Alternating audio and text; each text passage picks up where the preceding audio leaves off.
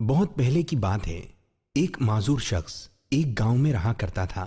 اس کی ایک ٹانگ کٹی ہوئی تھی اور وہ بیساکھی کے سہارے چلتا تھا۔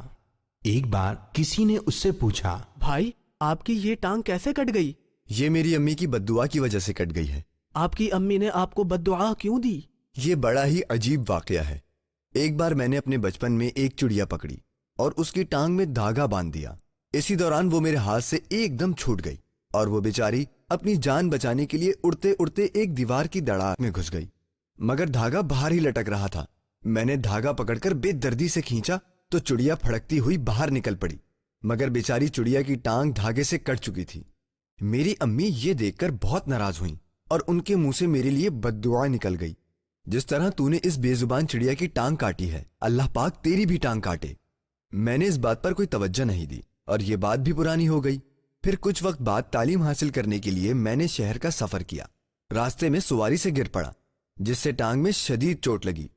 شہر پہنچ کر میں نے ڈاکٹر سے اپنی ٹانگ کی چوٹ کا بہت علاج کروایا، بہت سی دوائیاں کھائیں، مگر ٹانگ کی تکلیف کم نہ ہوئی اور ٹانگ کٹوانی پڑ گئی، اور یوں امی کی بددعا پوری ہوئی۔ سبق اس کہانی سے معلوم ہوا کہ ہمیں کسی جانور کو بھی تکلیف نہیں پہنچانی چاہیے۔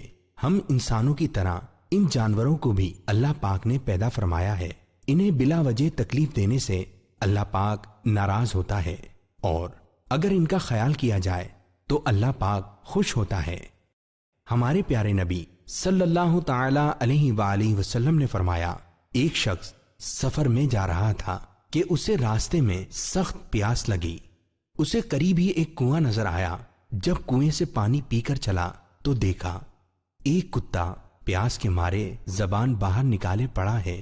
اسے خیال آیا کہ اسے بھی میری طرح پیاس لگی ہوگی۔ وہ واپس گیا، منہ میں پانی بھر کر کتے کے پاس آیا اور اسے پلا دیا۔ اللہ تعالیٰ نے صرف اسی رحم کی بدولت اس کے گناہوں کو معاف کر دیا۔ یہ سن کر صحابہ اکرام نے پوچھا، یا رسول اللہ صلی اللہ تعالی علیہ وآلہ وسلم، کیا جانوروں پر شفقت کرنے سے بھی ہمیں ثواب ملتا ہے؟ آپ صلی اللہ تعالی علیہ وآلہ وسلم نے فرمایا، ہر جاندار پر شفقت کا اجر ملتا ہے۔